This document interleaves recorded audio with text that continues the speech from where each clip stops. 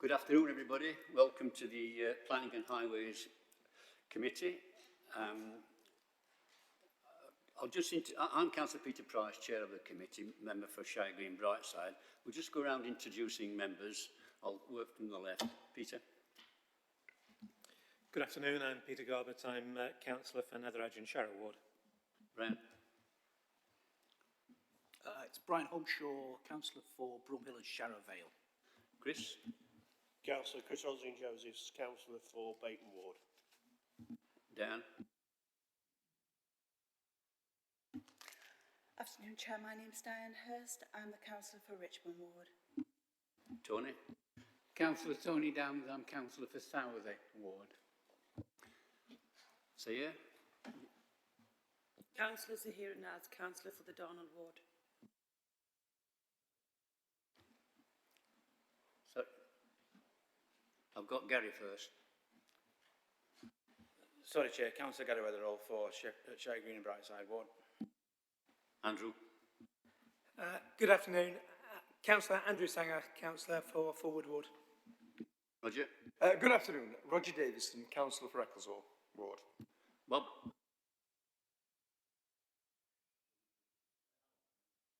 Alan. Good afternoon. Alan Woodcock, Councillor for East Ecclesall Ward. And Richard.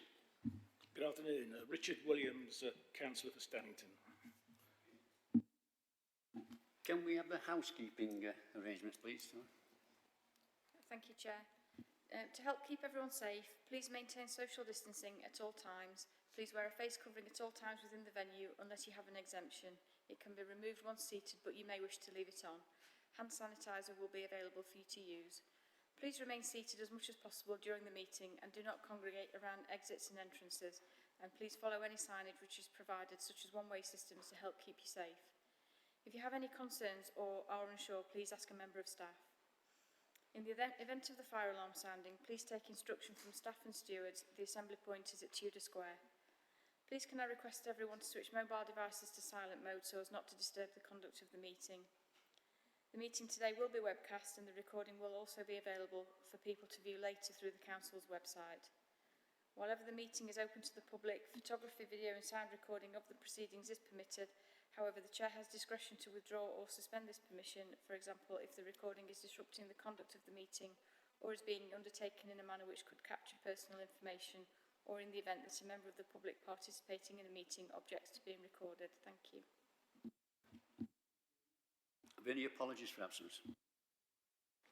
I've had apologies from Councillor Bob McCann. Thank you.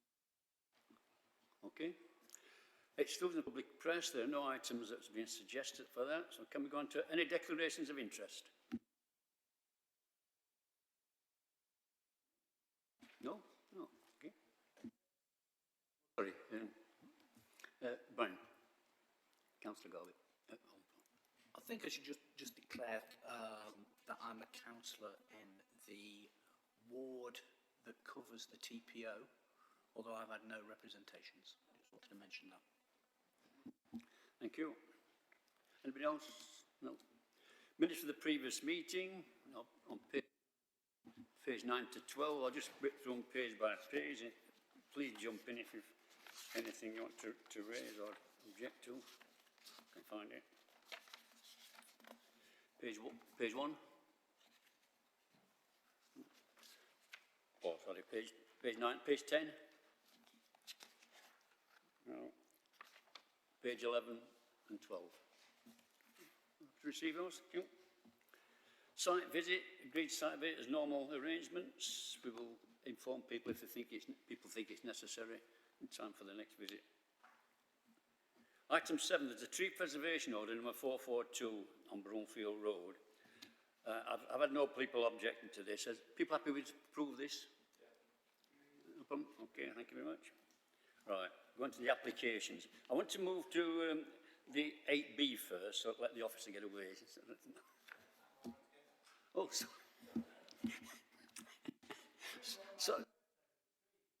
sorry about that. We didn't think you were going to be here, so somebody... All right. All right. You want to introduce it then?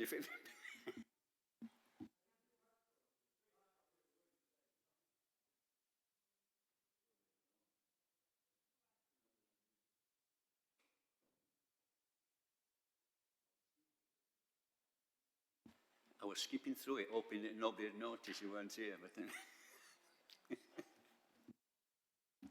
Right, so, yeah, the TPO has been served because the applicant, well, the owner of these apartment blocks, just want to remove them. No reason other, well, there's nothing on their application. They sit within a conservation area, so they're protected by virtue of being in the conservation area. The tree officer, before I was involved, he's kind of covering on a temporary contract. He served the TPO, he's assessed, you know, carried out a tempo assessment, and they score high enough, very high, to warrant a TPO. So I went out last week to check there were no health defects or problems structurally with the walls, which there weren't. So I've got some photos if you want to see them, but they're 3 very healthy beech trees. So we'd like to get them confirmed today, please. We already agree, right? Yeah. We already agree. I'd be happy. Okay, well, thanks. Right, Thanks no for problem. coming, Sam. That's all right. See ya. Thank you. Right, can we go on to the applications then? I want to move to 8B first, because I'll let the officer get away instead of having to sit through the others. It's the only one she's got. So go on to 8B. This is the, let me find it in my own page. It's on page 53.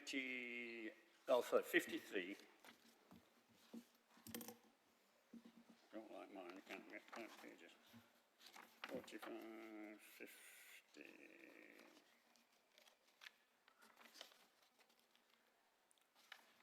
Right. This is the alteration to a dwelling house, including raising the roof to form an additional level of habitable accommodation, single-storey side extension and new stepped access. Right. Can the officer please give the presentation? Thank you, Chair. Next slide, please. The site's located in the northwestern corner of a small housing development off Shirecliff Road. You can see the site outlined in red on the screen now. Next slide, please. This residential area is characterised by 2-storey houses and some 3-storey apartment blocks. In the aerial photograph, you can see the apartment blocks just to the north of the northeast of the application site, and then another one to the southwest of the site. And the land slopes upwards from the south to the north as you're looking on that aerial photograph. Thank you. Because of this slope in the land, you can see in this slide the application site, which is in the centre of the photograph, occupies a high point on the estate. Thank you. These are views of the existing house from the front at the top of the screen and the rear at the bottom of the screen. Thank you. And these are views of the existing small single-storey side extension, which is a porch on the western side. There's a garage, top right-hand side of the screen there, and then another photograph at the bottom of the screen just showing the front garden area. Thank you. This is a view of the existing stepped access, and at the bottom of the screen you can see the 3-storey apartment block that just sits to the northeast of the site. Thank you. This slide shows drawings of the existing 4-bedroom dwelling house with the garage. Thank you. This slide shows the proposed extension to the existing parking area at the bottom, on the left-hand side of the screen, and the new stepped access arrangements, as well as the additional accommodation in the 2nd floor. So it will take it from a 4-bedroom house to a 6 or 7-bedroom house. This shows the proposed extensions in elevation. Thank you. This is a street scene elevation of the existing house, remembering that the host property is actually set back from the highway, so it doesn't occupy street frontage, but this is the front elevation in the context of the neighbouring properties to the west. And finally, this is a street scene elevation showing the proposed elevations, including the upward extension, and that's a raising the ridge of the house by 1.8 metres. And you can see there's a small addition to the porch on the western elevation. It's probably quite tricky to see on this elevation, but just below the ridge line on that plan, on that elevation, there is a blue dashed line, and that's the outline of the existing ridge. You can see it, if you look very closely, it sort of ends in between those two upper floor windows. Then there's a red dashed line above the ridge, and that is that indicates the height of a full story, a full additional story, that could in theory be constructed under Class AA of the amended GPDO. The amended GPDO allows the construction of up to 2 additional stories subject to the prior notification procedure. So this extension upwards sort of sits midway between the existing ridge and the ridge that a full story would occupy. Thank you. That's it, Chair. Thank you, Dan. We have one speaker to speak in favour. Yes, Mr. David Wright.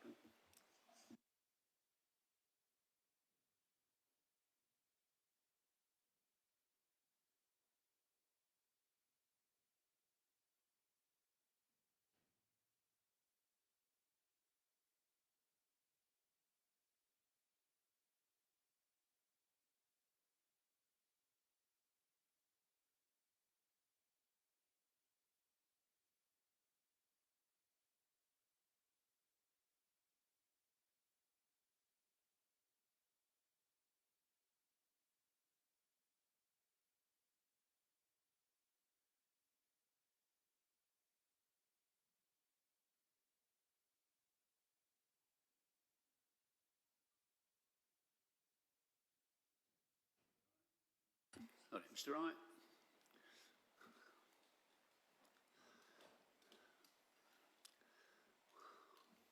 Welcome to the planning meeting. You have 5 minutes to speak in favour of the planning application. Over to you. Press the little... No, right-hand side. Hang on a minute.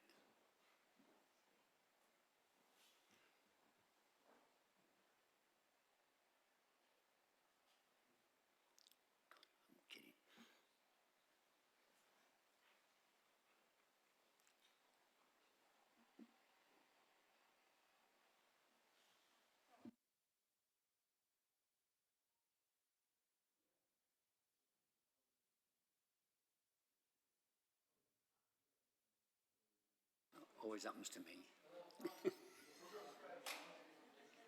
Let's see if we can clear it up, because there'll be other speakers to come, so we might as well sort it.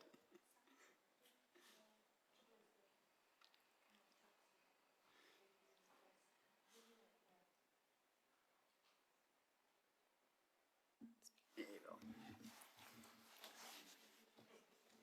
Thank you very much. Good afternoon. My name is David Wright from Wright Building Design. We are the agent appointed by the applicant to speak on their behalf.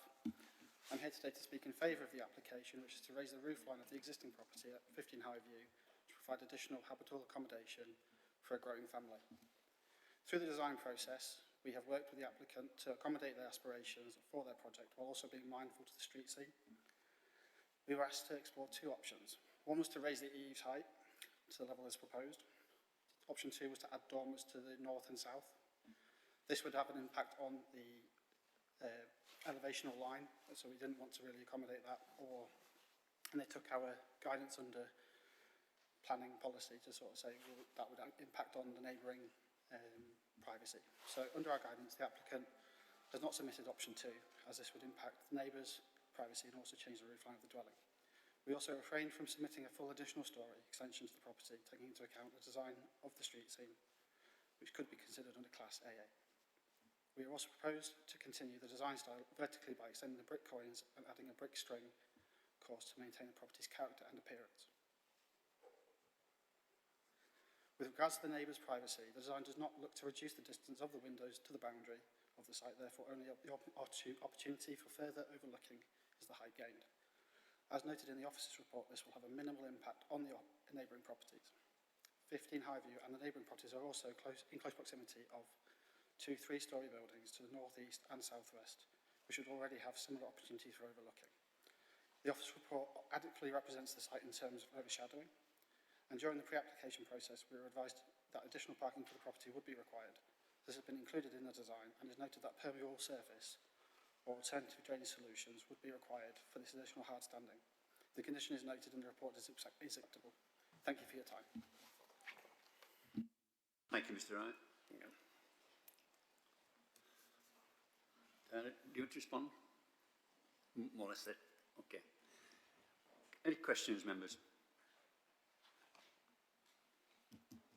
No one? Any comments? Yes. Gary. I know you can't see me because the lawn mayor's... Anyway. Yeah, can we just bring up slide 29 again, please? Yeah. Oh, you got... Oh, yeah, go back 3. 29. 29. Yeah, sorry. And 30.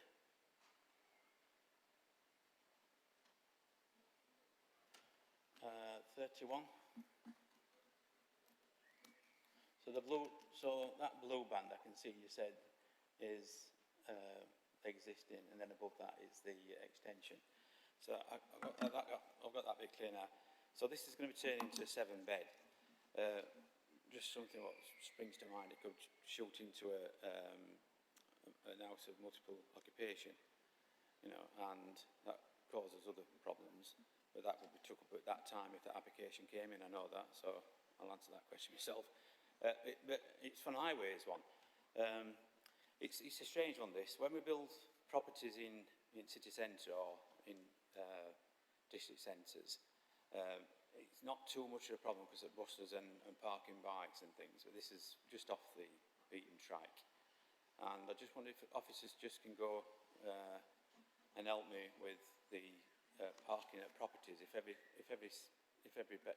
person in that household had a car, which could be possibly 14 cars,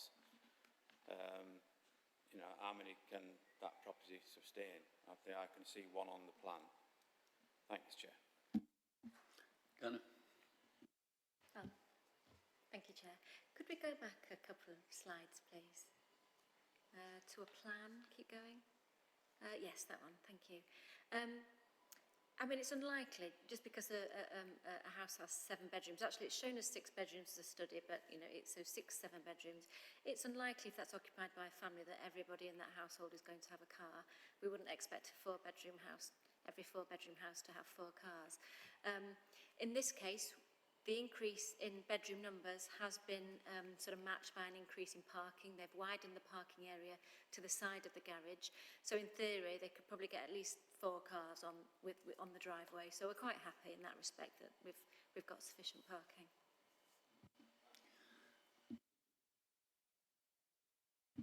Thank you, Chair. It's difficult to see, but I think that my concern is that on the window formation on what will be the second and is the second floor seems to have changed. Is there any issues with overlooking based on those window changes? Thank you. If we go forward back to 31, should we go slide 31? Yeah, okay. So the new windows are in the effectively the roof space, the additional storey. They're on the same plane as the existing windows. They're in a very similar location to windows that could be added under permitted development. Because this house doesn't front a highway, they could actually add windows in those locations, front and rear, without planning permission.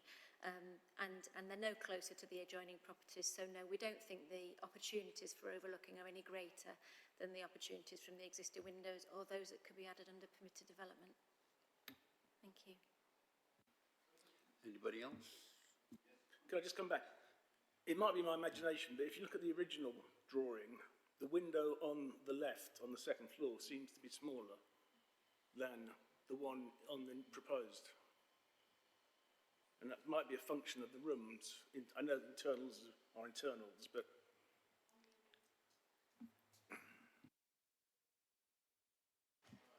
The one on the first floor, on here, on the left-hand side. Yes, I mean, it is sort of increasing slightly, but it will be a function of it being converted into a bedroom or its use. But similarly, I mean, those sort of relationships on sort of housing developments, there's nothing unusual about this relationship in terms of the window locations and formation. Gary, do you want to come back? Yeah, just if I don't mind, Chair. You know the roof Velux window, is that opening or is it a closed seal unit? I would assume it would open because it's so high, because the opportunity, because it's at sort of head height, the opportunities for sort of looking out of it, whether it's open or closed, are very minimal. It's quite a small roof light. So if we go back to the, I think 2 slides back, you can just see it above the door on the side elevation, a small roof light there. So, I mean, the opportunities for overlooking from there are virtually nil. If you imagine, you'll have to stand on tiptoes. And Okay, anybody else? Sorry, yes, Brian. Yeah, thanks, Peter. On page 57, there is mention of a directive that can be issued on construction noise and disturbance. And I am asking a question, that maybe it is issued. And also I've got an allied question, which is to do with directives on construction noise and disturbance, which is why are they not as standard during the development of a house or a building site such as this? Anna? Thank you, Chair. That directive has been added. It's directive number 2 on the list of conditions, the draft decision notice. It's difficult because the sort of knock-on, the impacts of construction in terms of noise and disturbance, vehicle movements, etc., aren't necessarily a planning issue. They are covered by the Control of Pollutions Act. They can become a planning issue if we think that the noise or disruption or other impacts, such as dust or whatever, are going to be so great that they have a significant impact. They can become planning impacts. But we don't. But as a general rule, those sort of the knock-on effects of development aren't covered under the planning legislation. Now, we put the directive on, as particularly where we've had people have raised concerns, neighbours have raised concerns about it, just to as a reminder to the applicant and developers that there are standard hours, again, not really controlled by planning, but controlled by environmental legislation. So that we don't put it on as a standard, but we do put it on where we think it's worthy of a reminder, or where houses in close proximity. Okay, anybody else? Prepared to vote then? The recommendation is to grant with... Sorry, no. Okay, I'll move round then. The recommendation is to grant. Peter? Yes, I'll go with the officer's recommendation.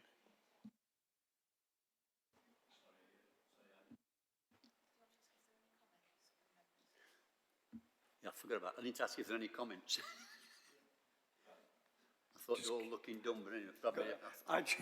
I did have a comment, but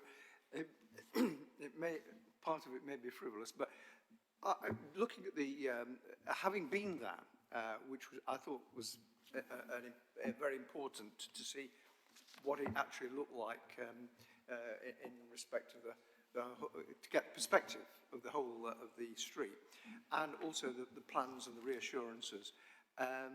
Whether I like it or not is irrelevant. I think I can't see a way in which this can be turned down. Things like dust control, dust is controlled by builders. I've seen a lot of roof work done in my own area, and it hasn't seemed to be too much of a problem. So I'm in favour of it, and I'm sure that I'll beat Mr. Dams, Councillor Dams, to this remark that I thought Peter might have the connections that could help him raise the roof with his rock bands. That was almost humorous, Roger, but only almost. Anybody else? Right, well, I'll get back to the voting. You... Oh, Miss. Right, sorry. Hiding in the corner.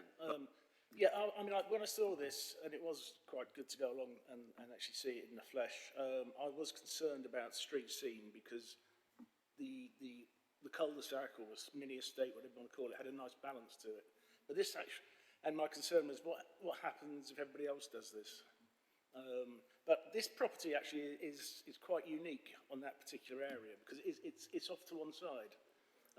So I think on balance, I will probably support this one. Anybody else? I can see you all. Okay, right, we'll come to the vote. Peter? Yes, I'll go with the officer's recommendation on this one. Yes, I would support the officer's recommendation on this. Agree the recommendation, Chair. Diane? For, Chair. Tony? Agree the officer recommendations, Chair.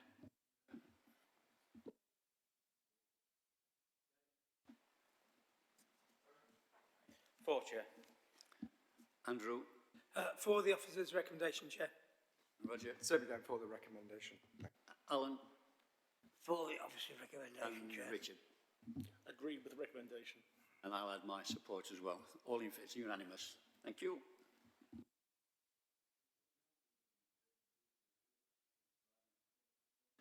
We now move back to the 8A, which is the application for the former site on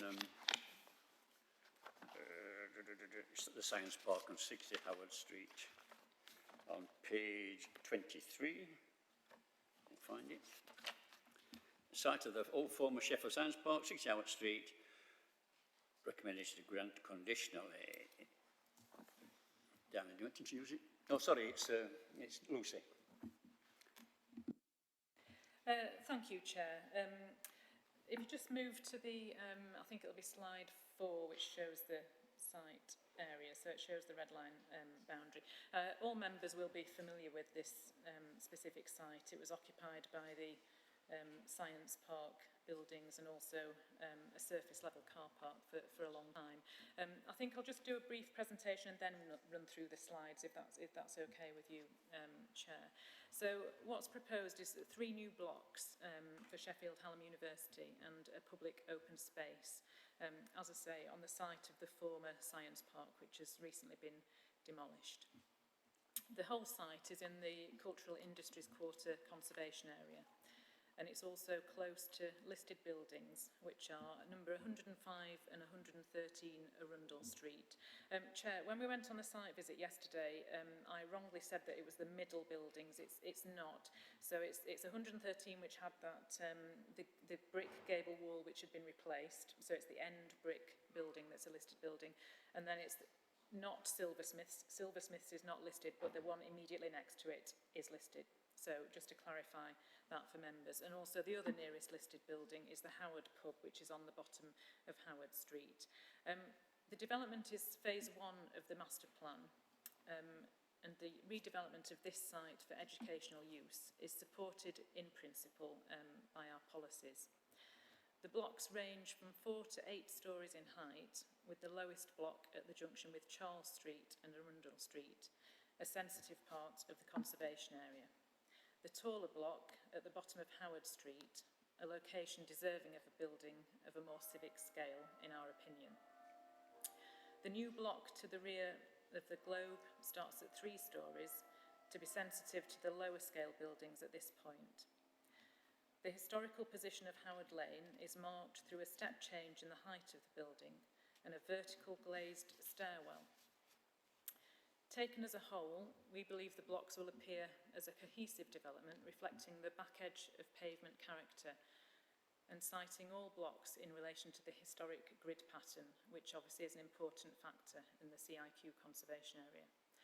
Whilst there will be some harm to the character of the conservation area and the listed buildings on Arundel Street, this is judged to be less than substantial, and therefore you have to balance this against the public benefits of the scheme. The sustainability statement shows the intention that the buildings aim to be zero carbon ready by using passive design measures such as air tightness, fabric first, triple glazing, air source heat pumps and photovoltaic panels. This is clearly to be welcomed and well in excess of the policy requirements. The impact on the amenity and sunlight of the remaining properties on Arundel Street has been undertaken. Bearing in mind that any development in this site would have an impact, and the fact that no residential properties are impacted, it is considered that the impact is at acceptable levels. Overall, the public benefits of redeveloping this underused brownfield site to allow the expansion of the university and all of the economic impacts that brings to the city far outweigh the less than substantial harm to the identified heritage assets in this case. Now, if we run through the slides, as I say, the red line boundary plan is on view now. The next slide shows an aerial view. The next slide shows an aerial view of the cleared site, as do the following two slides. So if you just run past the next couple of slides, there are just some images of how it is now. And if you carry on through and to the next slide. So that just shows the red line boundary extent of the site. So it wraps all the way around the Student Union building, and then you can see the listed buildings at the northern point of the site. If you move on to the next slide, this slide shows the 3 building blocks and also shows the open space that would be accessible from Howard Street. Then if you move on to the next slide, the upper image shows the context to Arundel Street and also to the listed buildings of number 105 and 113 Arundel Street. And the lower image shows internal views as you're looking back from the open space that's to be proposed. If you'd move on to the next slide, this shows Howard Street in context. So that clearly shows the taller of the buildings down at the bottom of the site. So that would be as you approach out of the station complex and cross the road. That's where the larger building is, but it also shows the 3-storey element next to the Globe public house on Howard Street.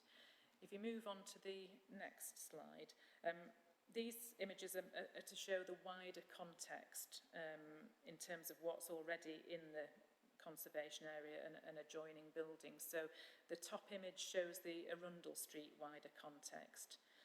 The next two show the Arundel Lane context, and the bottom one shows the Paternoster Row in context with other developments. So if you move on to the next slide, this is at the junction of Arundel Street and Charles Street, and obviously this is particularly sensitive because this is close to some of the heart of the conservation area, close to Butcher Works and those important listed buildings. So this building is in brick and is of 4 stories overall. So the scale is in context with its surroundings, and the materials are have a nod to the existing red brick materials around that particular junction. The following slide shows the view from Howard Street looking towards the new open space that would be created by the 2 modern buildings. So that's looking across from the existing open space on the other side of Howard Street towards the new proposed open space. The next slide shows the view in context as you're standing outside the top of Howard Street, outside the University Concourse at the moment. So that shows the context elevations from that viewpoint. The next slide shows the approach from the station. So as you were crossing the road, as you approach from the top of, coming off the station steps at the top, that shows the building that I described as having a more civic scale at the bottom of Howard Street. And you can also see the context with the pub on the opposite side of Howard Street, which is the other listed building. But we think that is an acceptable juxtaposition in this particular location. The next slide shows the longer range views from behind the station, so up towards Park Hill. It's the open amphitheatre space near to Park Hill that view is taken from. So it shows the development in context from that longer range. And then the final slide shows an aerial view of the site, but also in context with the sort of wider master plan for Sheffield Hallam. So, Chair, that's the end of my presentation. I understand you do have a speaker on this scheme. Thank you, Lucy. We have two speakers, one in favour and one against. Can we have Mr Paul Halloran, please? All right, he's sent a statement to be read out. Thank you, Chair. This is from Mr Paul Hanna. He says he's the owner of 113 Arundel Street, the Grade 2 listed building adjacent to the site being developed. I'm very pleased to see the site being developed and acknowledge the benefits it will bring to the various stakeholders, me included. However, I do not feel my concerns have been considered adequately. My family purchased 113 Arundel Street more than 30 years ago, at which point the building was a dilapidated shell housing a number of former workshops. We were at the forefront of conservation in this area and invested considerable resources to bringing our property to life whilst respecting and reflecting its important heritage. Our building has provided a home to a number of businesses, large and small, over the last 30 years. Maintaining a listed property is not trivial, and the applicant's request to place a wide two-level bicycle store up against my rear wall is not appropriate. This will make it difficult for me to undertake periodic inspections of walls, second-floor windows and roof, and all but impossible to undertake periodic preventative maintenance and repairs of this infrastructure. Historic England have raised concerns that the proposed bins and bicycle store against my rear wall will prevent people from understanding and appreciating the important mixed use of the row of buildings on Arundel Street dating back to the late 18th century, very little of which now remains in Sheffield. And should I ever choose to reinstate the ground floor window in my rear wall, currently bricked up, or the doorway from the rear of my alleyway, which forms a designated right-of-way, then the proposed bicycle store will prevent this. I request A, preferably that the bicycle store is placed somewhere else altogether, as suggested by Historic England, or B, the bicycle store or any other structure should be no closer than 2 metres to my boundary walls, which will allow access for inspection and maintenance.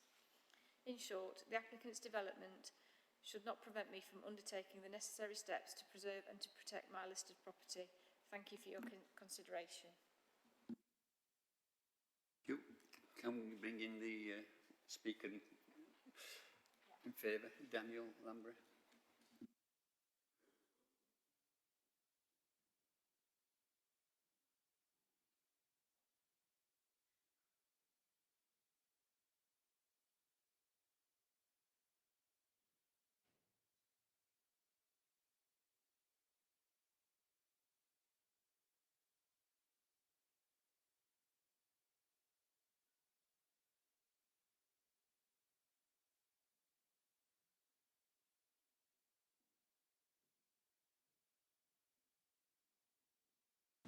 Mr Lambry?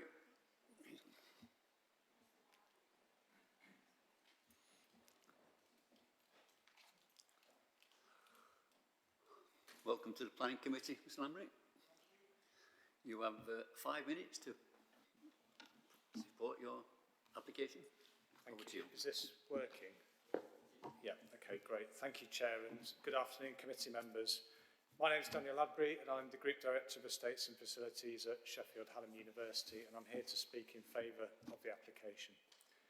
As you know, this application seeks full consent for 3 new buildings split into blocks A, B, C and D to accommodate higher education, teaching, working engagement facilities, open space, public round and supporting mixed-use space. The application follows the recent approval for demolition of the previously existing buildings associated with the former science park, and the application has been developed with the proposals refined through the extensive pre-application discussions that we've had with the council's planning and design officers over the last 18 months. Our university strategy sets out a clear vision for the university to be the world's leading applied university to achieve outstanding outcomes for our students and city, showing the world what a university generally focused on transforming lives can achieve. We are proudly a university of place.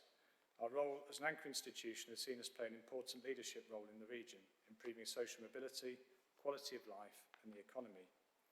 As an outward-facing institution, it is vital that our facilities match our ambition and enable us to attract the best students, staff and partnerships benefiting both the university and the wider region. economically, socially and culturally. Building on this, our campus plan vision for the city centre is to breathe new life into the key gateway we occupy to the city centre, providing the facilities expected of a modern, forward-looking university.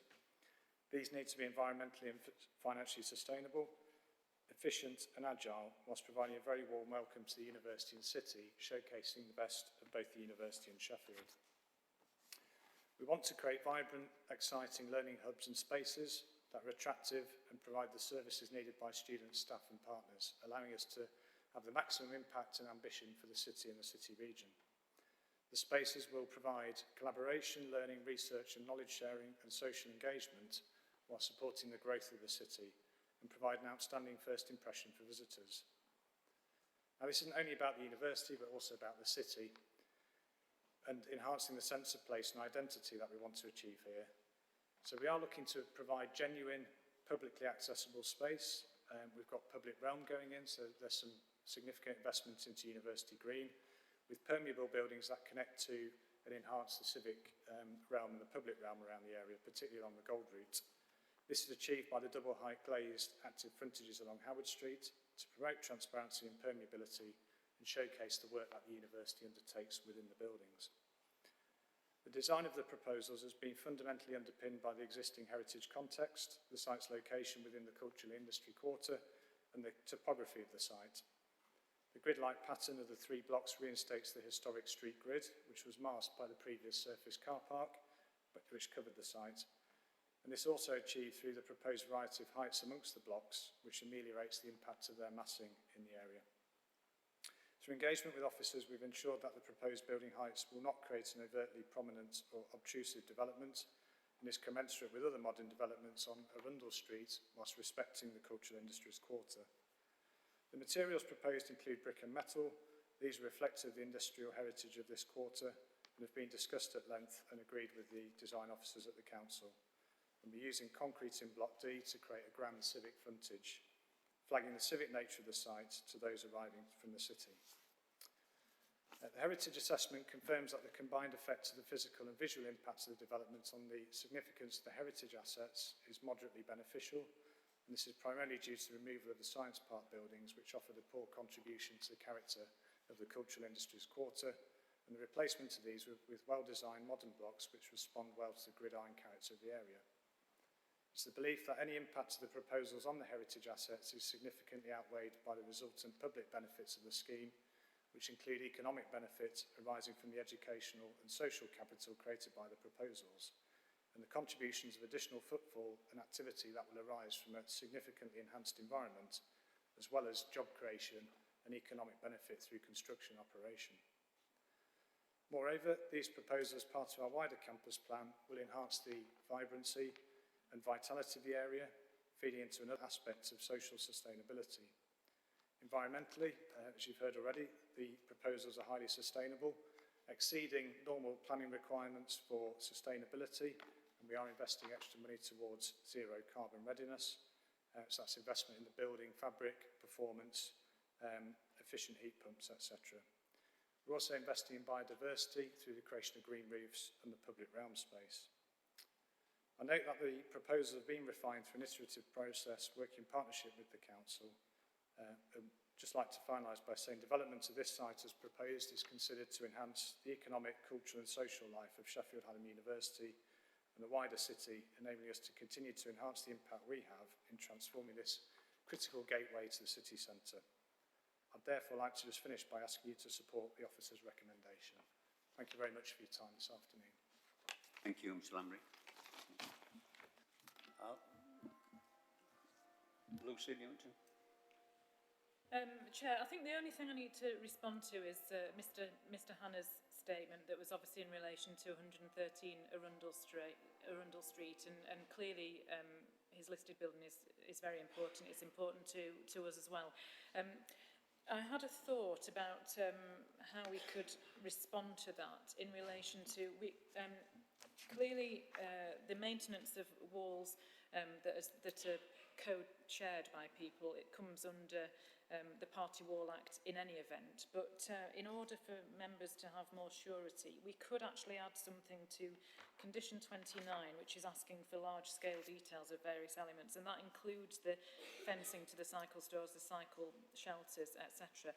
What I could do is add something in that, which includes the detailing of the interface with the rear wall of number 113 and future maintenance arrangements. So I could easily, if any members thought that was you know, a good proposal, that is something that certainly you could consider, because obviously remedial action and remedial works are important for listed buildings, there's no question about that, but I think we could cover that, because that area of the scheme, and the university obviously a responsible organisation, and you can take bike racks away to carry out maintenance, but I think we could tie it down a bit better. I certainly agree with that. Okay, what questions? I've got two people already done. Thank you, Chair.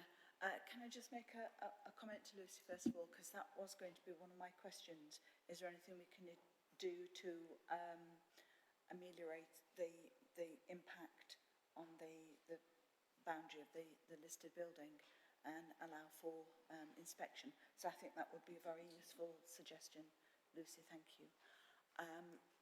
Also, I don't know how we address this. It would have been nice to have made this remark while the representative of the Hallam University was here. But as we were out yesterday on the site visit, although we could see the hoardings and although we could assess the impact on the listed buildings, it was hard to put the phase 1 development that's referred to in the report into context.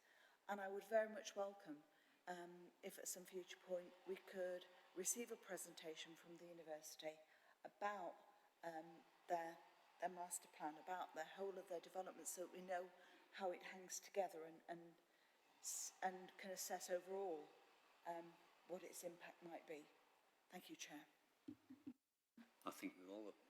Chair, I'm absolutely certain the university would be more than amenable to do a presentation for committee members at a future point, so I can make contact and with Mr Ladbury and the two chairs to arrange that, if that's what you think is, but I'm sure they'll be more than happy. I think that'll be supported.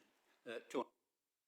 Yeah, I think it's a great development. My only problem was the cycle store, but it appears that we may be able to get around that problem and allow access to maintain the wall. So I'm happy. Andrew? Yeah, thanks, Chair. I mean, clearly the owner of 113 Arundel Street was concerned about the cycle store, and I'm pleased that we put a way forward on that. But I'm just more concerned about Historic England's submission.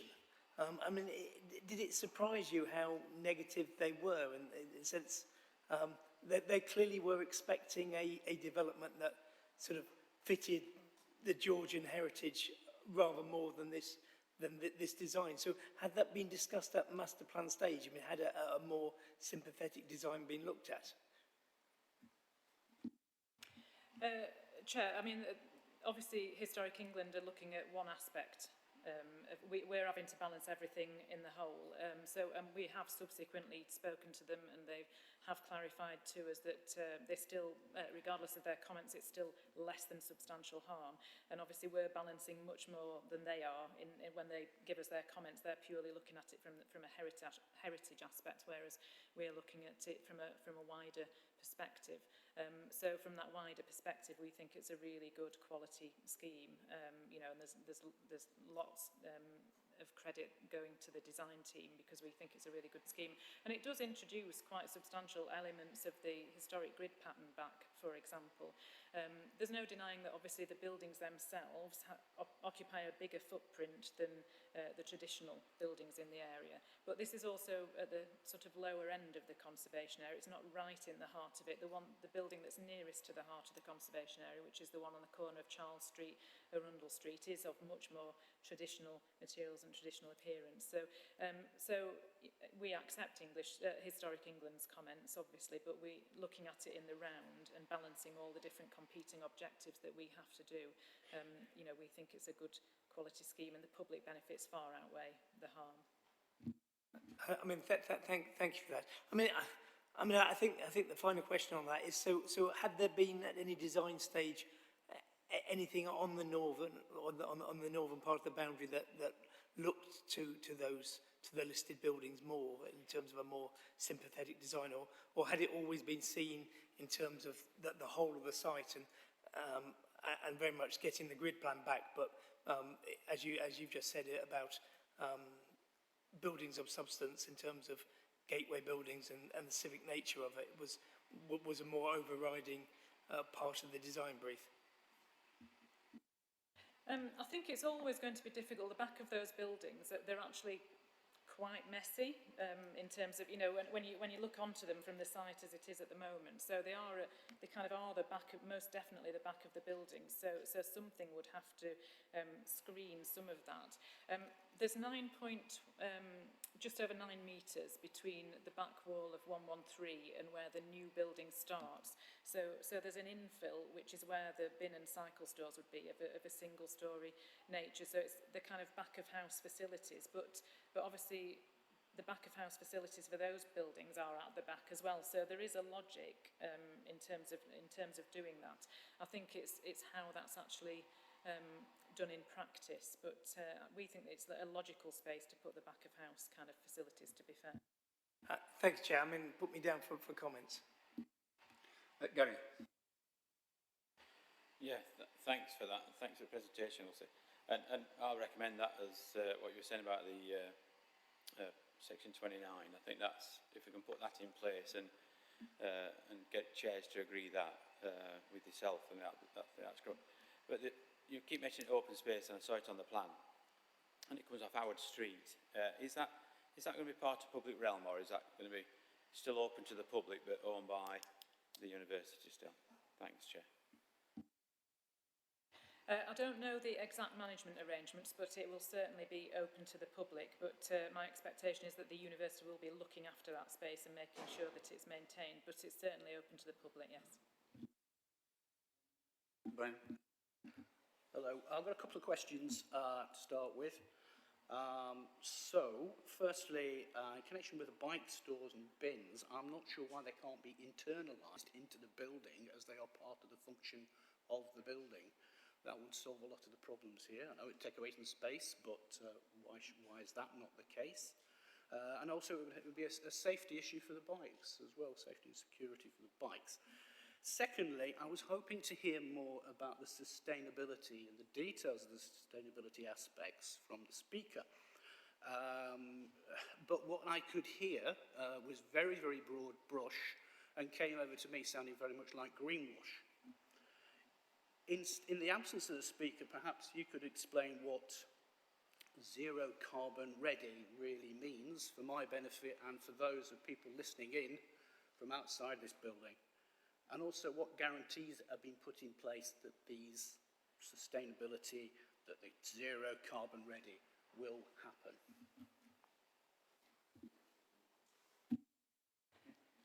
Chair, obviously in terms of the planning decision before you today, the policy requirement is a 10% policy requirement. What the university are proposing is much higher than that, and we are proposing conditions to stick to the sustainability statement. So it's things like air source heat pumps, it's sustainable materials that can be reused, it's super insulation, it's triple glazing, it's photovoltaic panels. So there's a whole raft of measures that are in their sustainability statement, and the conditions will require them to implement those on this building project.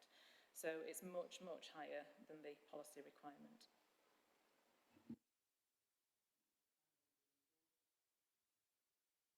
Sorry, Chair. In terms of the bin stores, we think that is a logical place for them to go because it is a back-of-house facility. Obviously, if you put them on the ground floor of one of the buildings, it takes away further space. It is actually a useful use of space that otherwise wouldn't be utilised for anything, because you need to provide separation between the rear yards of the Arundel Street buildings and the new building behind. There's as I say, there's over a 9-metre gap there.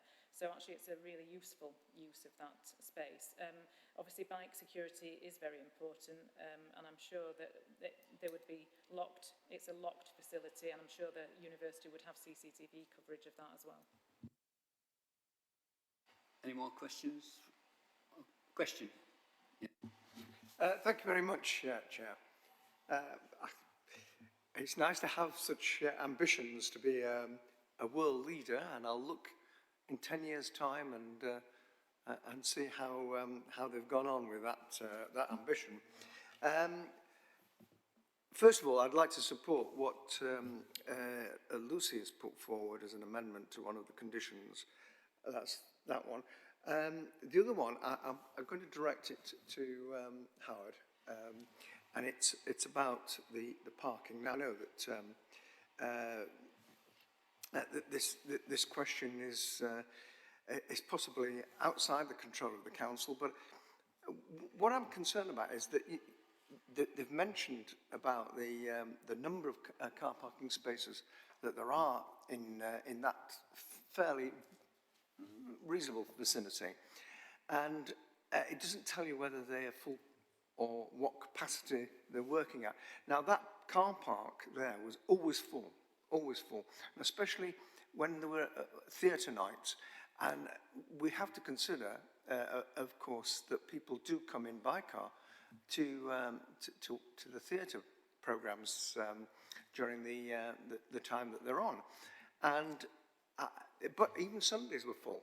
At the civic service, I was going to go to park there because I've forgotten it was all cut off. But in the past I've parked there, and it's been difficult sometimes to find a parking space, even on a Sunday. So it was always well used. So when I park elsewhere, I'm paying more money for it, like the Q car park, which is also mentioned in here. It cost me £7.80 as opposed to £2, as it would have done with under the Sheffield conditions, Sheffield City conditions. So can you tell me what the capacity is, and what whether or not you think that that displacement will have any effect on the economy of the area, particularly of the theatres? Thank you.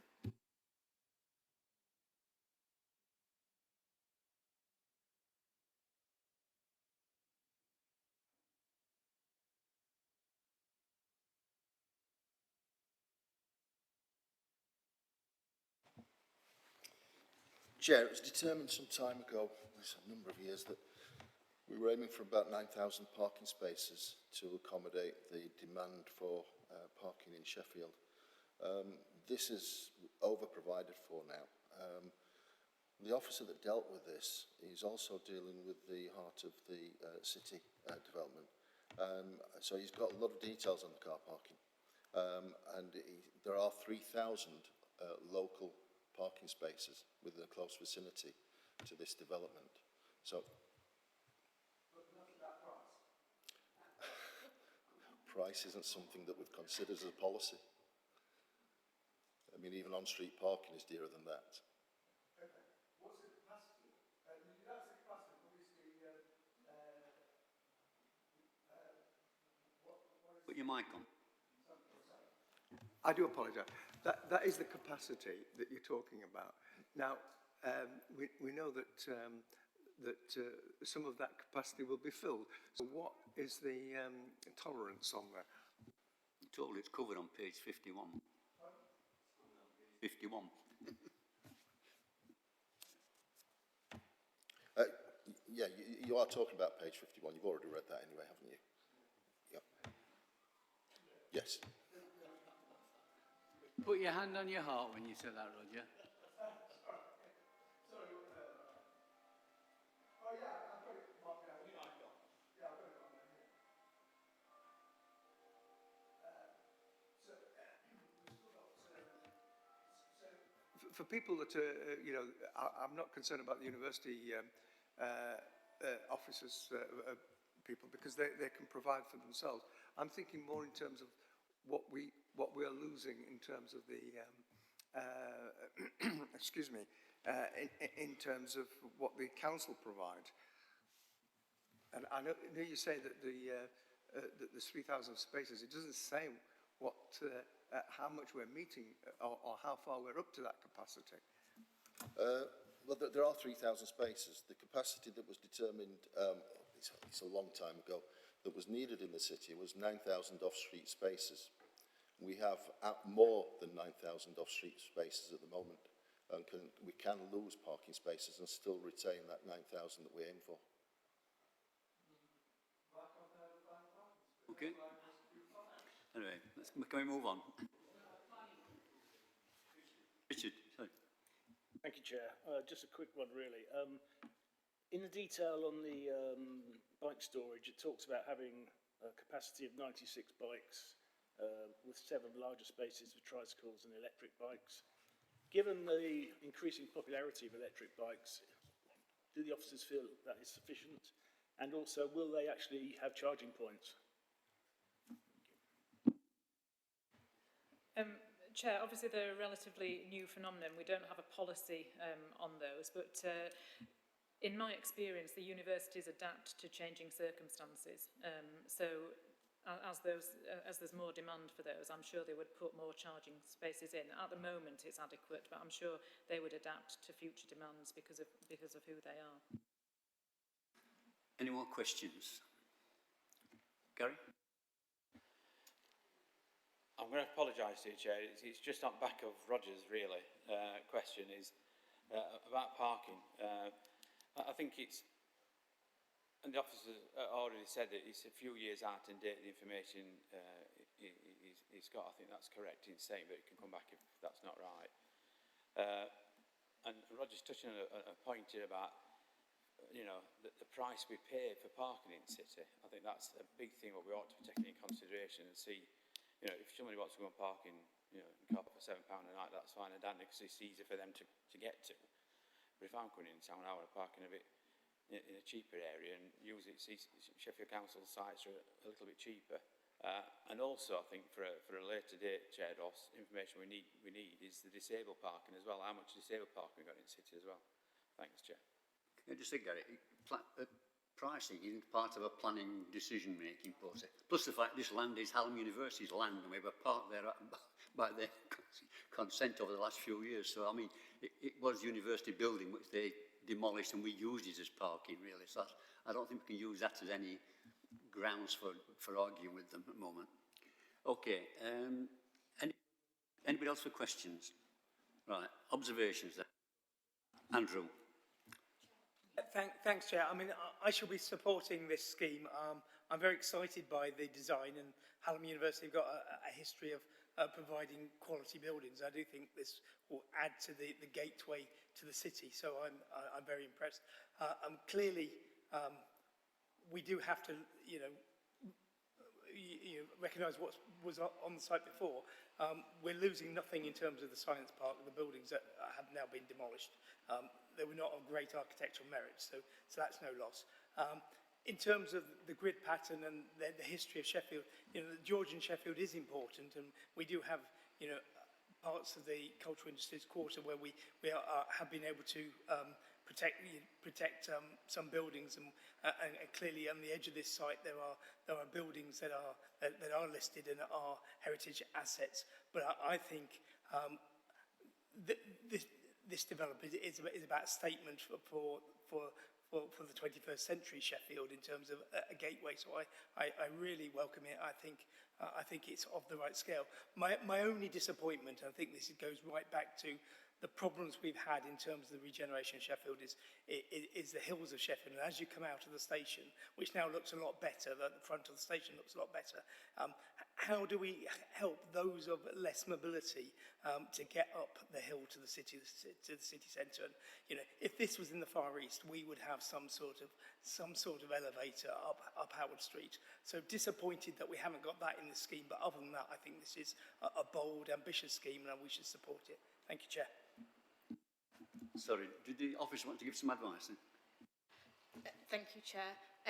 Many councillors have mentioned that they were in favour of Lucy's suggestion of an amended condition regarding the bicycle store. If that is something that members do wish to pursue, I suggest that we have a proposer and a seconder and a vote on including that amended condition in the recommendation. Dana's next to speak, so you want to move it into your comment? I will do, Chair, thank you, yes. So I propose that we amend was it a condition or a directive 29, Lucy? Condition. Yeah, in order to allow for inspection of the rear wall, and that wording be agreed between officers and the chairs of this meeting. Okay. That's seconded? Okay. Can we show of hands on this one? I've got to go around them all. Okay. Those in favour of that, please show hands. And me, that's unanimous, thank you. Cuts a lot of time. Can I have my comment now, Chair? You can, obviously. Thank you. Right, I do welcome this development. I welcome the fact that the design, the ambition of the sustainability that's built into it. I welcome the fact that the design reinstates in a large part the grid pattern that we lost there and gives a nod to it where it can't be reinstated, because that's I remember coming to the Sheffield University and one of the first things that happened was that we were taken down to look at this area of the city because of the importance of the remaining little mesters and the works and the grid pattern that existed there. So it's nice to know that one of our city universities respects that heritage in its design, and I very much welcome the creation of a piece of open public realm. I shall certainly be supporting it. Thank you, Chair. Thank you. Roger? Thank you. Despite what I was asking about the car parking, I'm actually full of admiration for what Sheffield Hallam University have actually achieved, particularly in the centre, and the building will add to that part of the economy. Of that there is a little doubt, and I expect that there was a building on that site in previous times. So, yeah, with the condition that we've already accepted, I think that, you know, I'd say good luck to Hallam University, and I hope that they achieve what their ambition states here. Thank you. Peter? Thank you, Chair. Like Councillor Hurst, I too am very encouraged by the ambition regarding the sustainability on climate change. I like the open space that is put in. I like the fact that they are concentrating on bicycle culture rather than on cars. And obviously with the change to the condition number 29, that makes it a lot more acceptable to the heritage assets as well. What I like best about it, and this may come as a surprise, is the fact that we have the biggest part of the building right down at the front, very near the station, opposite the Howard, which is itself a heritage asset, a listed building. And I think that gateway of the old and the new will be a bold statement about Sheffield, and I think that's something that I really like. Good point. Yes, thank you, Chair. Unfortunately, I don't like that. It's a personal choice, but I am concerned that I think it's block D, the right-hand side, the taller element, totally overpowers the listed building. It's personal observation, but I wanted to make it. And it's a shame because actually, apart from that, I think it's a very good plan. I love the grid. And it also helps to obscure the silver things, I'm not quite sure what they are, that in the bottom left-hand corner. So, thank you. Anybody else? Ready to vote? Okay. Sorry, you're going to come back here. Right. Thank you, Peter. I've got to agree with Richard here. I'm not keen on that bottom element, that bottom close to the Howard Arms. It clearly overpowers it. The conservation area appraisal clearly said that the area consists and should consist of 3 to 4 storey blocks. It also mentions the distinctive red brick as being integral to that. This scheme does not do that. Yes, the sustainability is good, but it isn't in fact confirmed, and I'm concerned about that. It's only what we should be expecting in terms of sustainability from any reasonable developer in Sheffield now and into the future, given our climate emergency. In addition, Historic England rarely commit these days to making comment, and they do say here that the development misses key opportunities on size, scale, materials, and not using historic grid pattern. And I agree with them. I think this application should go back to the planners for a fuller and further consideration. So I shall not be voting for it. Anybody else? I'm ready to vote then? Okay. Work round. The office recommends to grant conditionally in the direction of a 3, 4, 7-storey buildings, use the formation of a university green and associated works. Right, Peter. Yes, I shall be going with the officer recommendation. Okay. Brian? I shall not be voting with the officer recommendation, so vote to refuse. For the recommendation, Chair. Dan? For, Chair. Tony? For the recommendation, Chair. Zahir? For, Chair. Gary? For, Chair. Andrew? For, Chair. Roger? For, Chair. Alan? For, Chair. And Richard? Against the recommendation. And I'm in favour. Take it, that's carried. Okay. And that's with the amendments as we agreed earlier. Yeah.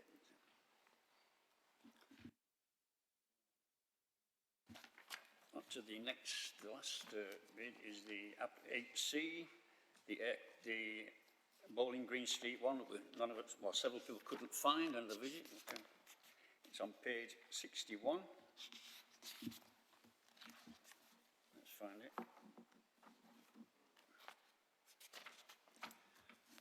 Demolition of the existing buildings and the erection of a 7-storey building comprised of 90 co-living units, central courtyard, amenity space and associated ancillary amenity space, including bike store and co-working space. Recommendations to grant conditionally. Lucy. Thank you, Chair. Can we just move the presentation along? It's the last item on the presentation. Sorry, I'm just looking at slide 33, I think it will be on your... Yeah, so if we start there, that's the red line boundary for the site. So the proposal is to demolish all the buildings on the site. If you just click to the next image, which shows the aerial image of the site, and then slide 4 in mine. The next slide in yours shows the heritage buildings that are on the site. So that's the corner of Bowling Green Street. And then if you flick to the next slide, these are the buildings that are on the corner of Bowling Green Street and Ward Street.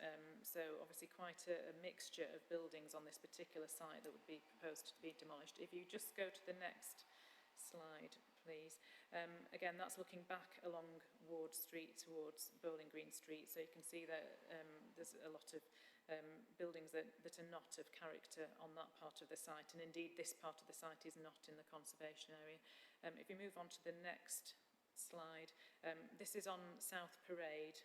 And obviously in the foreground, you can see the Kelham Chapel Apartments. That's not a listed building, but it is a character building in the conservation area. And that's looking back along, the site is on the right-hand side as you're looking back along towards Bowling Green Street. And then if you just show the next slide, just leave it at that for the moment, that's just the ground floor. So the proposal is to demolish all the buildings on the site and to replace them with a well-designed contemporary co-living scheme.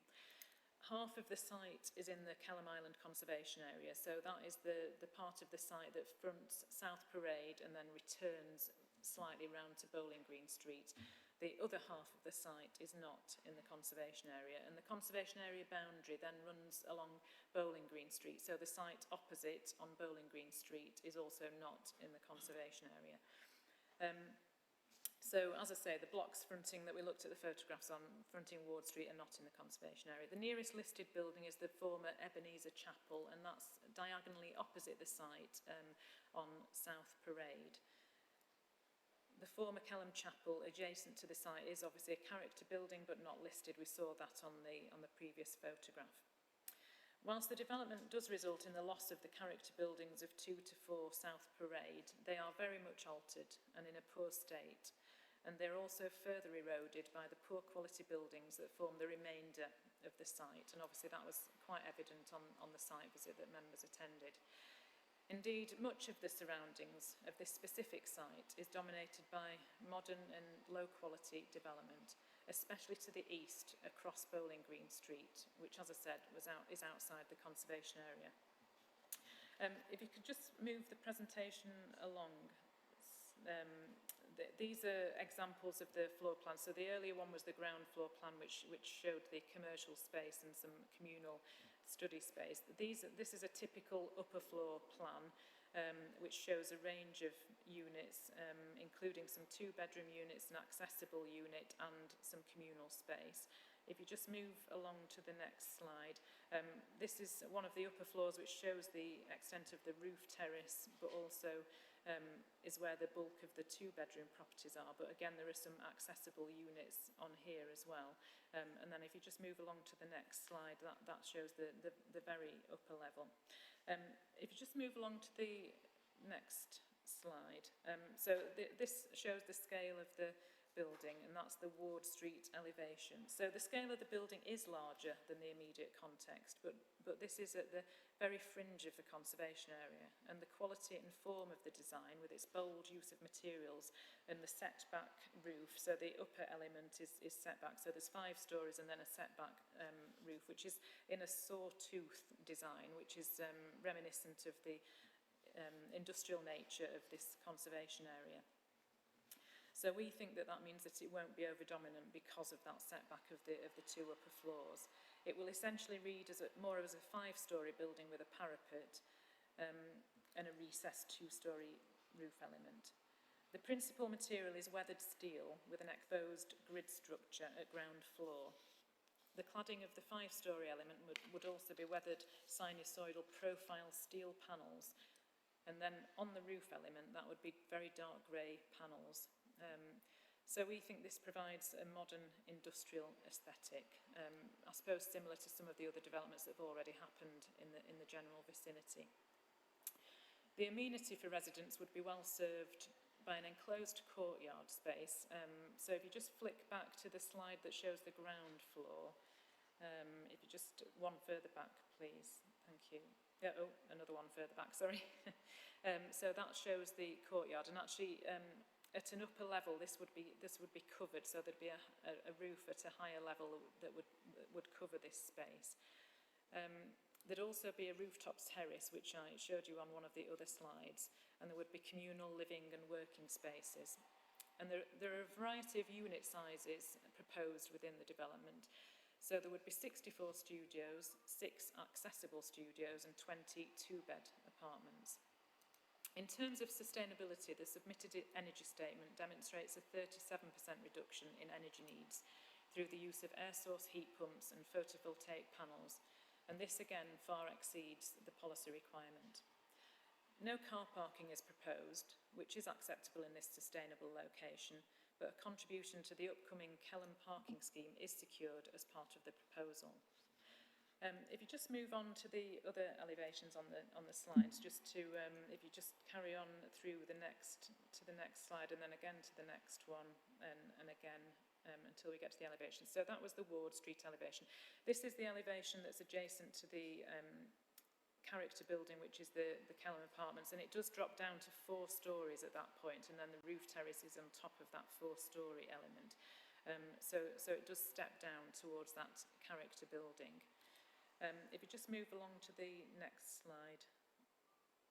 And then, oh, sorry, there's a repeat slide there. Sorry about that. The next slide after that. So that's the Bowling Green Street elevation. And then if you move to the next slide, this shows computer-generated images of what the proposal would look like, and also on the right-hand side, that's the interior. So that's the covered courtyard with the balconies and walkways that overlook that. So, in conclusion, we consider that this proposal represents a high-quality scheme, and the less than substantial harm to the heritage assets is outweighed by the public benefits of regenerating this underutilised brownfield site. It provides 90 new residential units and additional employment-generating commercial space. It provides a co-living scheme which adds to the variety to the housing market. It exceeds sustainability requirements and provides biodiversity net gain. I should remind members at this point that Sheffield cannot demonstrate a 5-year housing supply, meaning that planning permission should be granted unless the adverse impacts of granting permission would demonstrably outweigh the benefits. Chair, I think I can finish my presentation now. I'll just leave that image up for members to see. Thank you. We have two speakers, one for and one's against. So can I bring in Chris McKinney, who's going to speak against the proposal?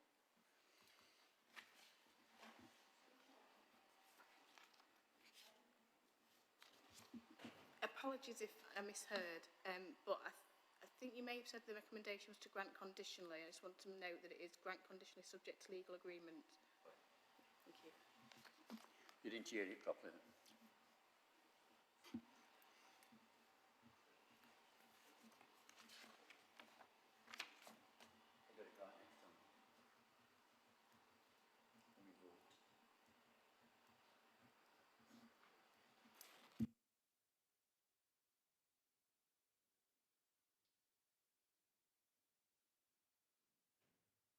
Mr. McKenna, take a seat. Welcome to the Planning Committee meeting.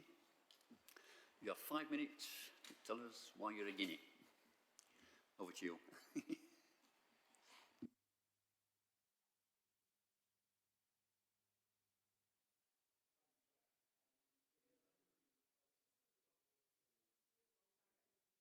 Is that better? Definitely. Thank you, Chair. Good afternoon, committee. So thank you for allowing me to speak on behalf of the Kelham Island and Neeps End Neighbourhood Forum. You'll probably be aware the Neighbourhood Forum was established by yourselves to give the local community more of a say in planning matters and help plan for the neighbourhood area, Kelham Island and Neeps End.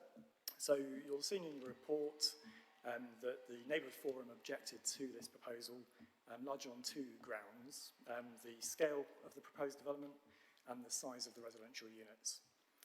In relation to scale, the site, as you've heard, is in a sensitive location. It's part in, part out of the conservation area. It's got listed buildings nearby. It's a kind of one of Sheffield's best industrial character areas. And we recognise there is change coming. As residents, we wouldn't be there if it wasn't changing. There is a lot of good residential developments that have seen good fitting into that historic character.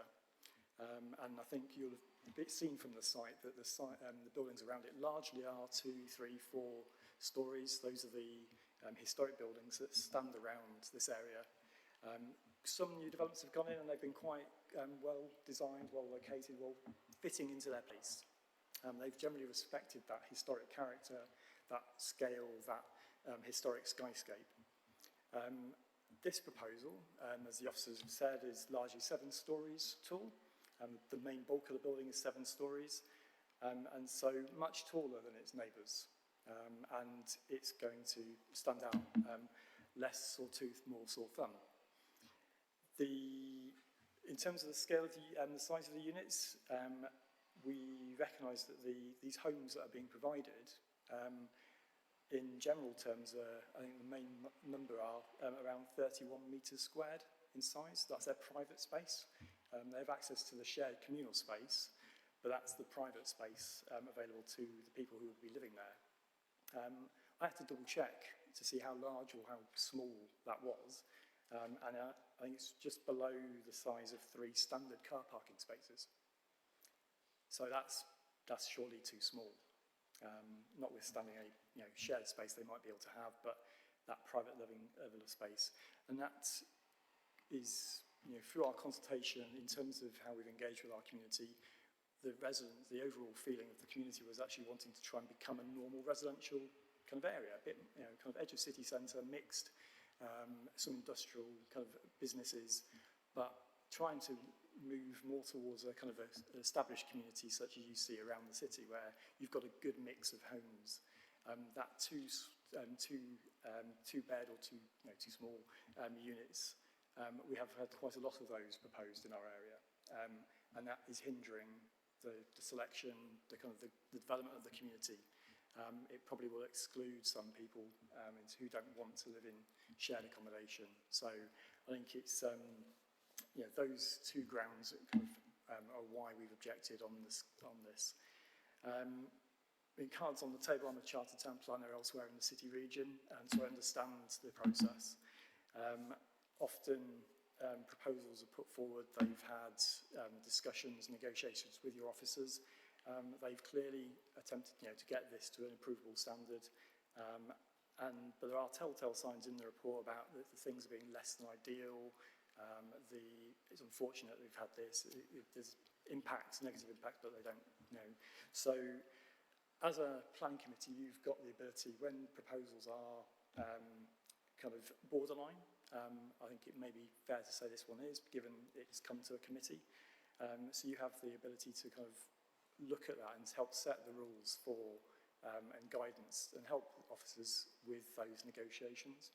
I mean, again, the negatives of the impacts on the heritage, the size of these very small units, and losing an opportunity to plan better for the Kelham Island and Newpsend area. So hopefully you've taken account of our thoughts and look to refuse this for those grounds, please. Thank you. Thank you. We have another speaker, Chloe Parmenter. I'm going to speak in favour.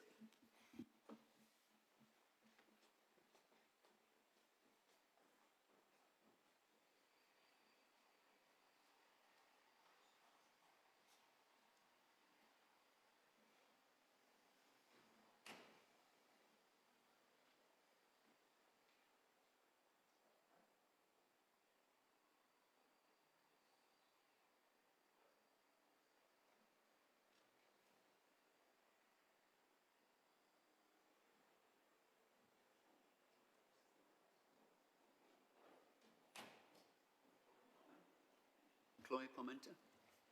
You can see, try to make yourself comfortable. He's left the mic on for you, so you're okay.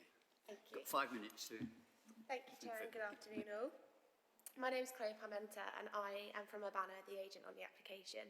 We're representing the applicant Grantside, who are a leading property developer creating exceptional places which are sustainable and environmentally conscious. This application seeks full consent for the demolition of the existing buildings on site and erection of a Part 5, 6 and 7-storey co-living scheme comprising 90 apartments with communal amenity space, including a central courtyard and garden rooftop. Other amenity space also includes a bike repair station and co-working spaces. Commercial units are proposed on the ground floor to generate an active frontage and to encourage users from outside the building into the wider community to come and enjoy its benefits also. The Hive Central is a people, community and environment-led socially engaging development, creating a new co-living and co-working destination in Kelham Island. The overriding principle is to create a new collective within the community, promote health, happiness and well-being and provide more home choices for Sheffield residents, offering an affordable option for single people as well as young professionals and key workers, bridging the gap for more traditional build-to-rent models. Accordingly, the concept of co-living is that residents have shared social and amenity space as part of everyday living. Grantside are dedicated to build people-based developments that embrace well-being alongside exceptional design and technology to create environments where people live, work and thrive. The Hive provides space for people to make organic connections, not just a place to live, but a place to socialise and work. The Hive model therefore accommodates generous shared spaces, including co-working areas, residence lounge and media rooms, laundry room, roof terraces with external garden space, and gym and wellness spaces. The co-working hub at the ground floor will play an important role in delivering economic development by offering flexibility for start-up businesses for the local community. In addition, Hive Central will be Kelham Island's first net zero carbon development during construction and its operational life cycle, achieving this by using materials which, for example, absorb carbon. The scheme is car-free but acknowledges the parking issues in Kelham Island and Neepsend. The applicant will therefore be making a financial contribution of £85 per bed space towards the Kelham Island parking scheme as part of the completed Section 106. This totals just under £10,000 and is in place despite the fact that future occupiers will not be eligible for a permit through this scheme. The site is extremely well located in terms of proximity to a great range of public transport options at the train station and Supertram network, feeding directly into the positive sustainability criteria set out for new developments in national and local policy. The site is also within walking distance of the centre and local services and facilities, as well as the provision of services on the site itself. Hive Central therefore scores an Experian walk score of 95 out of 100. In addition, the apartments will be marketed to future residents as car-free and let accordingly, with residents choosing not to own a car and instead to use active modes of travel or transport. The proposals for the Hive are the result of a detailed pre-application discussion. The whole process has been extremely positive. As a result of engagement with officers, the massing to South Parade has been reduced to 5 storeys with a rooftop terrace and 4th floor setback. The massing to Bowling Green Street and Ward Street has been reduced to 6 storeys with a rooftop duplex unit step back from the main facade. This has the support of officers. The proposals will become a focal point within Kelham Island, improving the site and providing a flagship development in this area, visible from the ring road, raising the bar for future schemes. This plays an important role in realising the Council's ambitions to foster the creation of new and revitalised residential neighbourhoods within the city centre. The use of weathered steel structures and panels creates texture and a visually aesthetic effort, creating a strong industrial character that defines old and new in a non-pastiche manner. The case officer has asserted that any impact of the proposals on the heritage assets is significantly outweighed by the resultant public benefits of the scheme, which include delivery of housing in the context of the absence of a 5-year housing land supply. It's asserted that the contemporary redevelopment of the conservation area has changed, and the proposed scheme is of a scale which matches those modern buildings, and it encompasses design excellence. The development also includes space for first-time commissioned artists for public art, and we are in the process of talking to various artists and universities about this. In terms of internal space, this scheme delivers much larger spaces compared with other co-living schemes which have been approved around the UK, so as to ensure the building space as a whole positively supports daily activities of residents communally, setting a precedent for this. In conclusion, the application before you proposes a unique community development of exceptional design quality that exceeds the current precedents in the area. Furthermore, given the recent planning inspectorate judgment that Sheffield is not currently meeting a 5-year supply, it's important to acknowledge the significant contribution that this scheme will make towards the city's housing needs, bridging that affordability gap towards future occupiers. I just want to highlight that co-living schemes are completely different to other schemes, and this of a larger unit size than those approved around the UK, and therefore does set a precedent. They are targeted at specific groups like myself and really bridge a gap in affordability and reduce loneliness due to the creation of a community. This is marketed in such a way and targets people who desire this. I therefore strongly urge you to support the officer's recommendation for approval. Thank you. Thank you, Claire. Lucy, do you want to pick up points? Chair, just in relation to a couple of things that the first speaker talked about, in terms particularly of the relation to the size of the units was referred to. This, it is covered in the report, but just to highlight this to members. Now, obviously, the scheme actually has 64 studios, 6 accessible studios and 20 two-bed apartments. So the size of units that he was referring to were the studios specifically, so those 64 studios, and they are 31 square metres. The South Yorkshire Residential Design Guide talks about 33 square metres, so it's just short of that, but that is not adopted policy. And the 31 square metres is actually much larger than many that you have approved on this committee before. So I'd just like to make that point. The 2-bed units, obviously, they exceed the recommended guidance, and quite clearly the accessible units do as well, because they're substantially bigger. So I think you just need to put that in context. And obviously there are also communal facilities on each floor which serve these residential properties. So I think you need to factor that into account when considering the size of units. But because Sheffield doesn't actually have an adopted policy on size of units, you need to proceed with caution on that point, particularly because they are actually very close to the proposed sizes in the South Yorkshire Residential Design Guide, and much bigger than some you've already approved. In terms of the impact on heritage assets, I think we've covered that clearly in the report.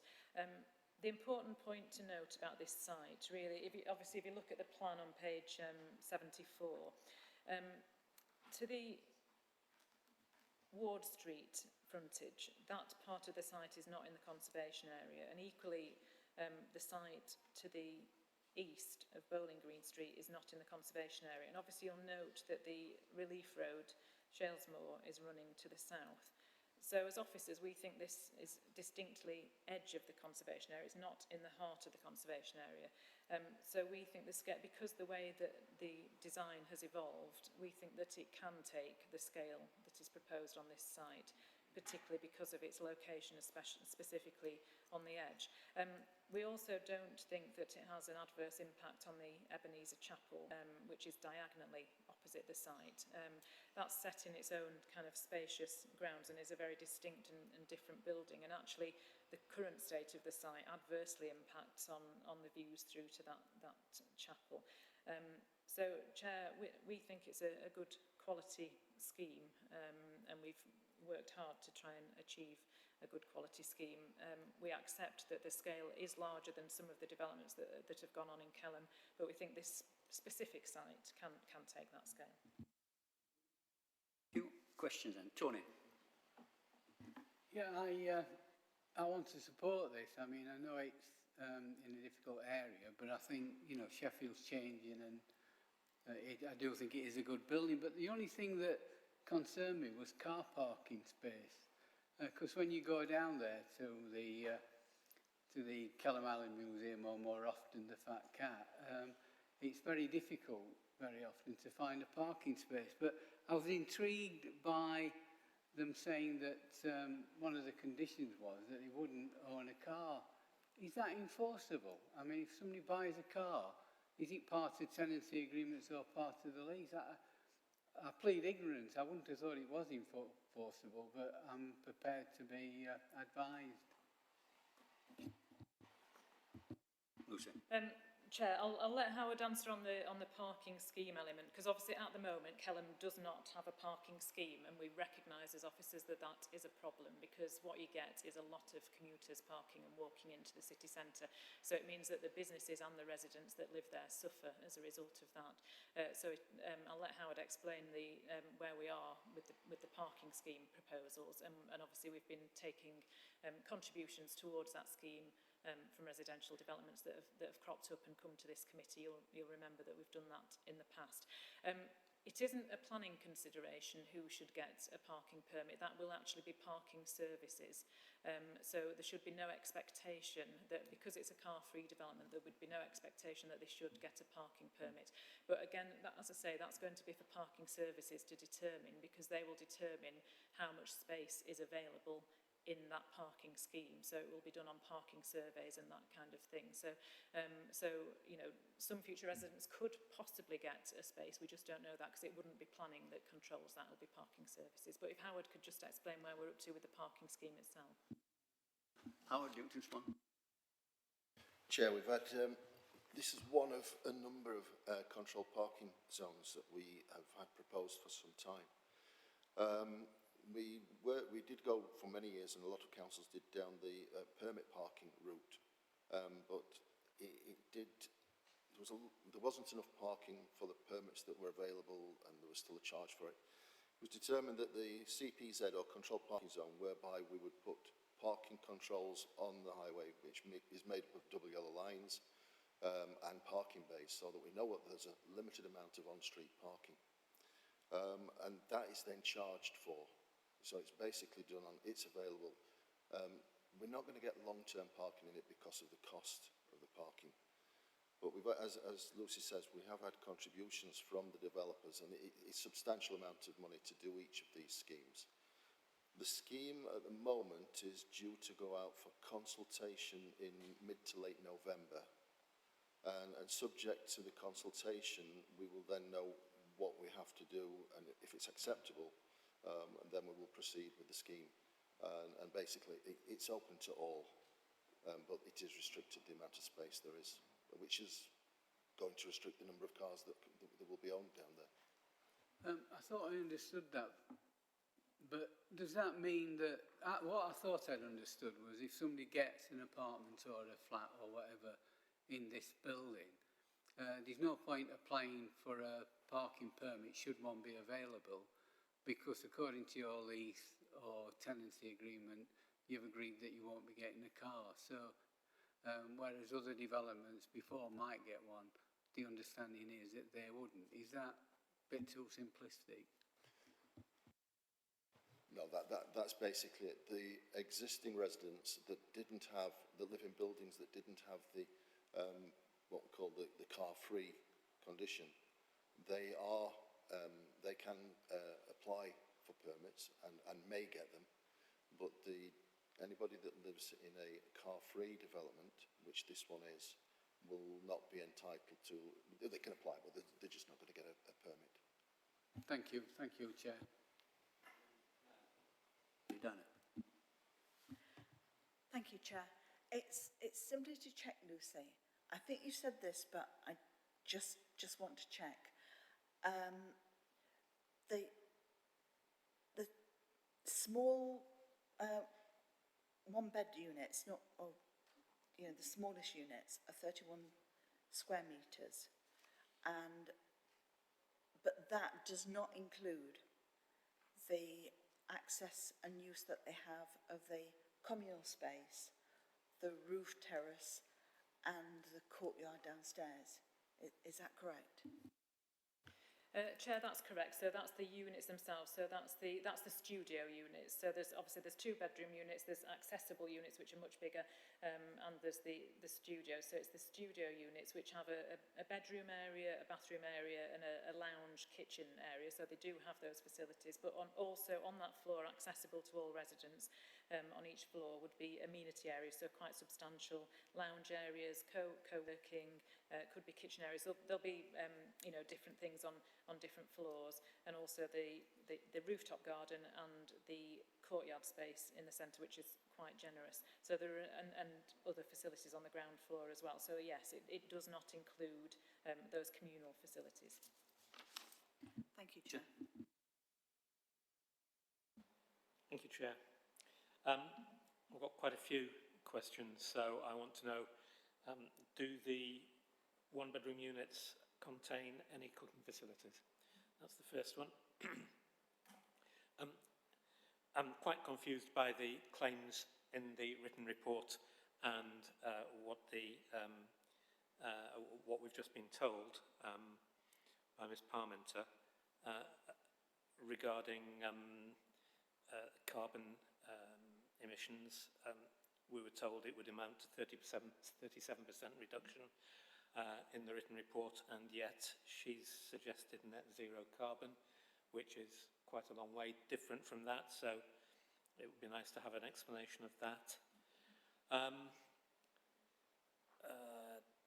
Where are we? Oh yes, on what basis is ownership of, or residency of these flats? Is it rental? Is it lease? Is it ownership?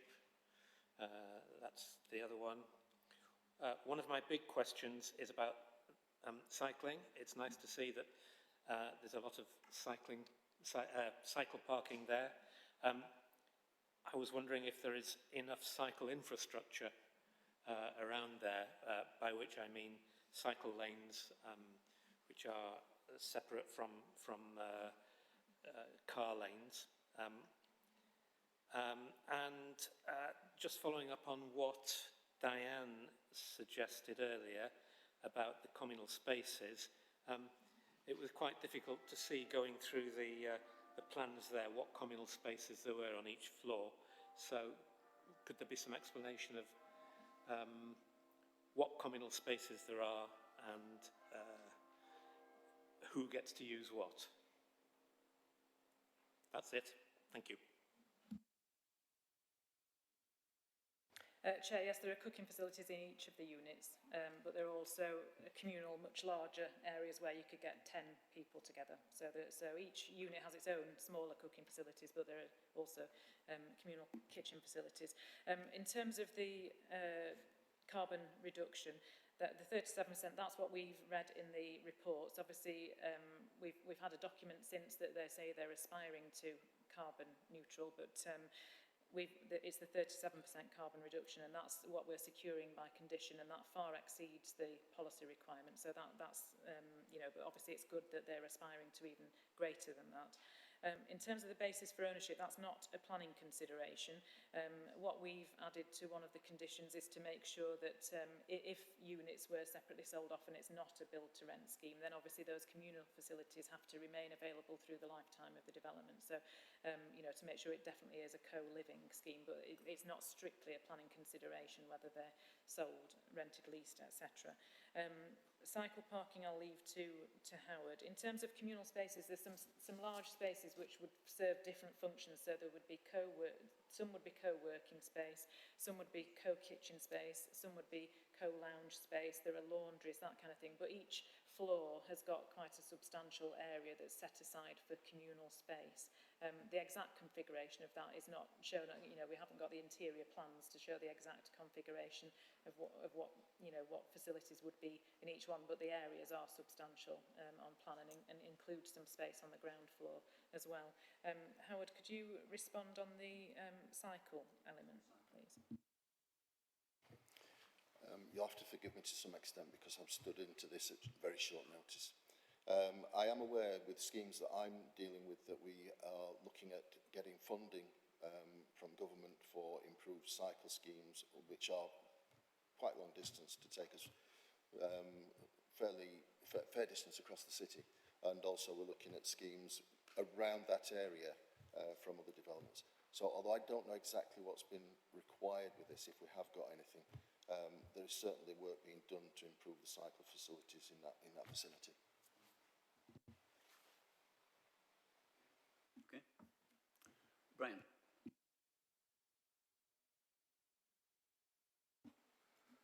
Just bear with me.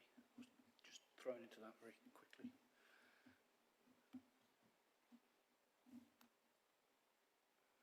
Right. So, suggestion was made by one of the speakers that these were affordable options, but it wasn't picked up that.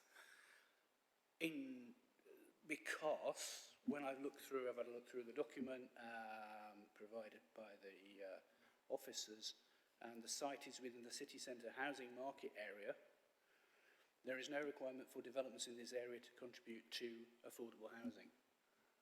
So that was not correct. It's not an affordable option. Secondly, the conservation area. Mention's been made that the conservation, it's on the edge of the conservation area, and as far as I understand, it's the setting of the listed buildings within the conservation area and the setting of the conservation area and how it is tracked that is important, not whether it's on the edge or not. So that's a key consideration, setting of the buildings. So I wonder if you could clarify that. Okay. Chair, on that first point, I think what the speaker was saying is that the scale of the units and the communal living is affordable to people that have just come out of college, for example, or early on in their careers. So I don't think she meant it in a typical affordable housing sense. I think she meant that the scale of the units was such that hopefully a single person could afford to be there, rather than some of the bigger accommodation, which would be obviously more expensive to rent. So I don't think it wasn't a point about specific affordable housing as the definition goes. I think it was just saying that it just gives broader range for people to choose from. In terms of the conservation area, I was just making the point that part of the site is within the conservation area, part of the site is outside it. It's not in the heart of the conservation area, but yes, of course, you still have a duty to look at the heritage assets, look at the implications of the development on the heritage assets, which are the whole of the conservation area, and obviously the listed building, which is the Ebenezer Chapel that's to the north-west of the site. So, of course, you do have to consider that. My point was that it's part of a different character of the conservation area. So there are some parts of the conservation area that have got much more historic, traditional buildings in them.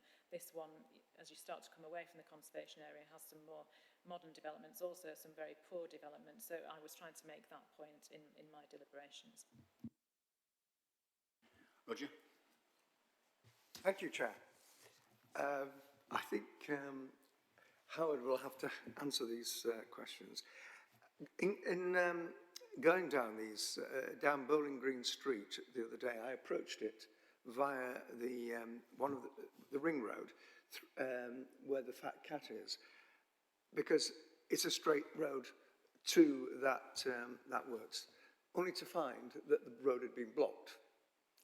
Now, that meant I had to turn the car round and go all the way round, and that used up more fuel, of course, and caused more pollution. It seemed to me that we're trying to design a maze. Perhaps that's the way we can make some money out of this area, but let's be realistic about this. There's an economy there, and whether we like cars or not, and I'm all for balance. I'm glad to see the cycle routes are improving, but a lot of people will still be using cars, and hopefully there'll be more electric cars and those with synthetic fuels. But we must make sure that people can actually get to these places and are not frustrated. And it's the same for the museums, although there is parking space at the museums, but it's very limited. So we've got to find a way of balancing, and I don't think we're doing that at the moment. And I don't think that I can't see what's going to happen beyond where those barriers are. It reminded me a bit about of Berlin in the 1960s. But anyway, I want to see. I want to ask you: is that a permanent arrangement where the Bowling Green Street is cut in half? I'm not familiar with the barriers that you refer to, but I can check on it and get back to the committee if you wish. Thank you. It's by the Fat Cat. That's fine. Yeah, so you can't go through. So personally, if I were going to a place like the Fat Cat and I was from out of town, I'd get very frustrated by the way the traffic moves around, or finding the difficulties at actually getting into Kelham Island. We've got to sort out a plan where people can get in and out with ease and without disturbing cycle routes or whatever else you want to put in place. But I think the on-street car parking has got to be sorted in terms of residential permits, and people must have to pay to be to park on the street in the future.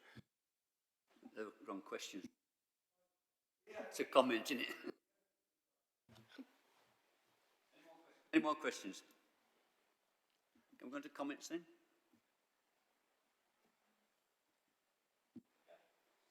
Yeah, thanks, Chair.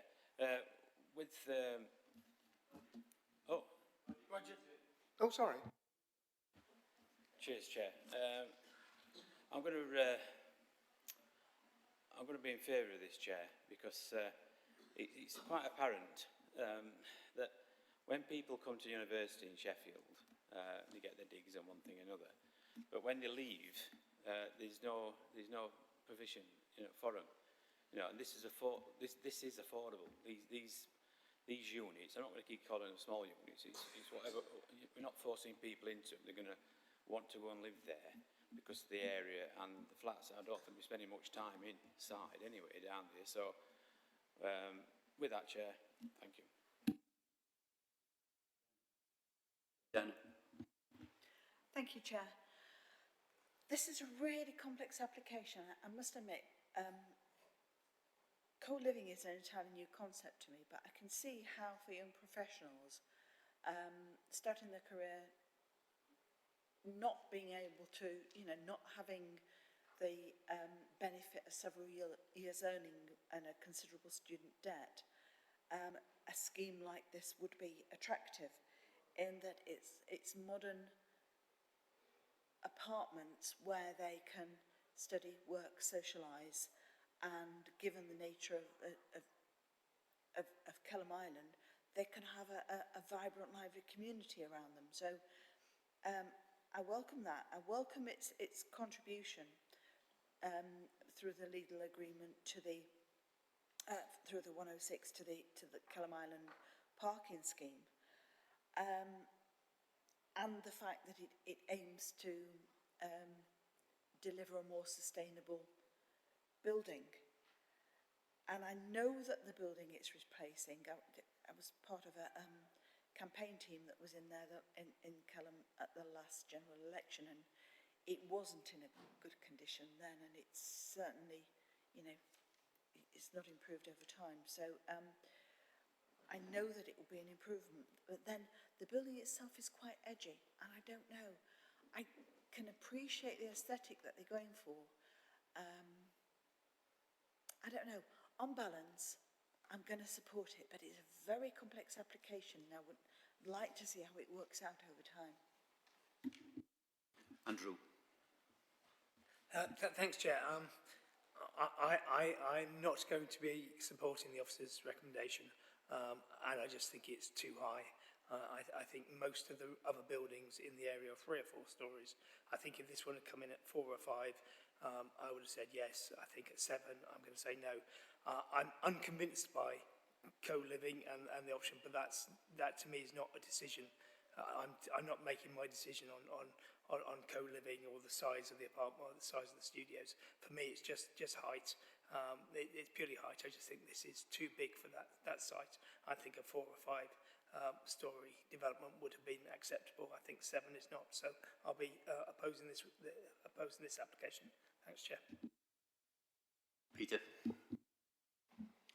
Thank you, Chair. I would echo what Andrew's just said. I think it's too high. I appreciate that a lot of what planners go through here is a matter of their very well-educated opinion on this, but I think it's also true to say that we sit to exercise our opinion as well. There are areas, reading through the report, there are areas where the development gets too close to other buildings. There are areas, the apartments are too small, but apparently that's okay as well. It looks like we're destroying fairly important heritage, but, that's okay, apparently. And there's a whole list of these things that are judgments by planners, and I have a very high regard for their expertise, but they are judgments, and we are also required to express our opinions. For all these reasons, I'm very loath to say no to this, but I really think I'm going to have to, because I think there are just too many, perhaps small in some senses, but overall they make a big impression on me, and I think I'm going to have to say I can't support the officer's recommendation. Ryan? Thank you, Peter. Yes, I kind of agree with Peter here and with others who have said this is a judgment call. Yes, it is. But for me, the size of the apartments is a key thing. I think 64 apartments of that size is 64 too many, too small. I think, as the Conservation Action Group have said in their submission, it's overdevelopment to the site with, they say, an 8-storey building, and impact on the Ebenezer Chapel and the Sunday School. historic England, they've intervened for a second time. And maybe this is a theme that we're going to get in Sheffield now, because they've hardly ever in the past few years made any statement on Sheffield buildings. They've left it to the conservation officers and the planning officers to make their recommendations. That's two in the same day. And this time again, what they're saying is this is not an appropriate development. They have serious concerns on the heritage. And they also say that the current buildings have a positive impact and should not be demolished. They point out various aspects of the NPPF, various paragraphs, 189, 194, 195, etc., that it doesn't accord with. They say that the harm is substantial and it's not warranted, and I agree with them. And I will not be voting for this application. The speakers, oh, sorry, Richard, sorry. Roger. I must admit this is difficult because I think the officers have dealt with this, very well. I do feel that the pressure on the area is now so big, it's going to be very difficult to sustain. And I don't know what the demand for this type of property will be as the age structure of the population changes, which will be in about 15 years' time. And after consulting some people in that particular field, in the agency field, they express these doubts that these will be sustainable in 15 years' time. However, this is the dilemma, isn't it, where you want people to have somewhere to live, and if you've got starter places that look reasonable, and well, we don't know what the prices are going to be, but we're assured they're going to be within the range of a recent graduate. I'm going to abstain, actually. What? Richard, say. Thank you, Chair. Yeah, I have a number of reservations on this. I don't like the idea that if you let a heritage building just fall to bits, that you can then give you almost carte blanche to have it taken out. They're there for a reason, and heritage is very important to Sheffield. In terms of the application per se, it's bulk, it's height, it's bulk, it's huge. And I think that could set a precedent, particularly concerned that it will set a precedent for other conservation areas in Sheffield, because it's on the edge, but most of it's in. And I think our conservation areas should be protected. So I shall be voting against this. Anybody else? Legal advice? I'd just like to remind members of something the planning officer mentioned at the beginning, is that we do not have a 5-year housing on supply, so we do need to apply the tilted balance in respect to this application. So that means that, because that means that our policies are to be considered out of date, we should be granting permission unless any adverse impacts of doing so would significantly and demonstrably outweigh the benefits when assessed against the policies in the framework taken as a whole. Thank you. I think the views of the members who spoke do believe it's beyond the... but anyway, it's individual decision. Okay then, we're all ready to vote. Okay. And those who's voting against is the height male. And it's out of context, really. That's excellent. Chair, I understand you're proceeding to the vote now. If the vote is lost, we would then go through a discussion then about on what basis it's been lost, and then you take forward a vote on refusing the application after that discussion. Thank you. Peter? I'll be voting against the officer's recommendation on this one. Brian? I shall also be voting against the officer's recommendation. For the recommendation, Chair. Dan? For, Chair. Tony? For, Chair. Zahir? I'll be abstaining. Abstaining. Gary? I'm going to get kids a roof over their head. I'm voting for it, Chair. Against the officer's recommendation, Chair. Roger. Abstaining. Alan? Against, Chair. And Richard? Against, Chair. It's me. On balance, I'm going to vote in favour, and it's a difficult one. So that's in favour.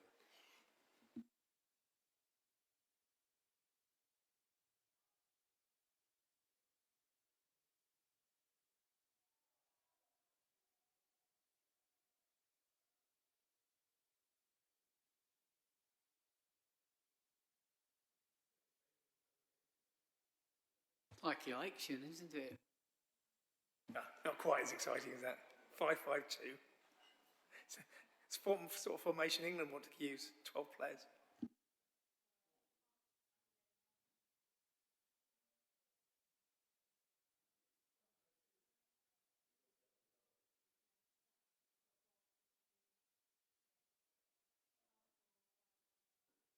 Sorry. It's 5 for the application, 5 against and 2 abstentions. So I get 2 votes? Well, hell. Well, on balance, I'm going to vote in favour. And I understand all the fears we have, but the desperate need for housing in this city, I think, on this case, I think, and particularly for young people, I'm going to support the recommendation, Chair. Like that. Okay, that's the planning applications. Oh, sorry, it's gone through, so that's okay.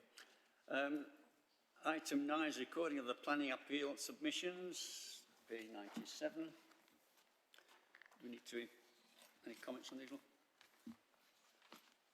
Chair, there is one to make a comment on, which is on page 102. All the others preceding that, leading up to page 102, were all delegated decisions, so they obviously didn't come to this committee.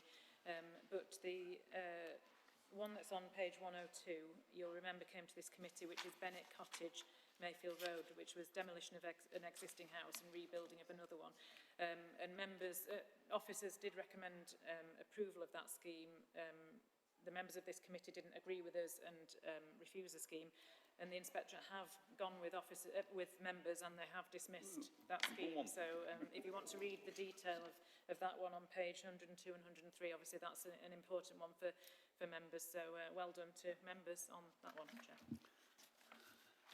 Makes a change. Sorry.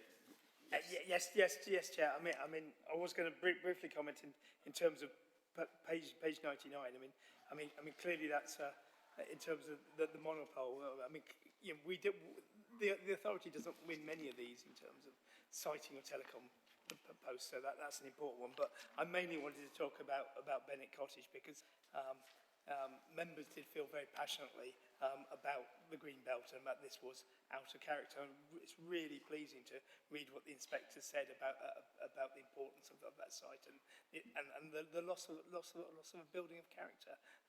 So really important. You know, I think what I would like to say is, can we get this inspector on other appeals? Because it's obviously an inspector who agrees with members in this case. So can we find a way of getting this inspector back for another appeal? Thanks, Chair.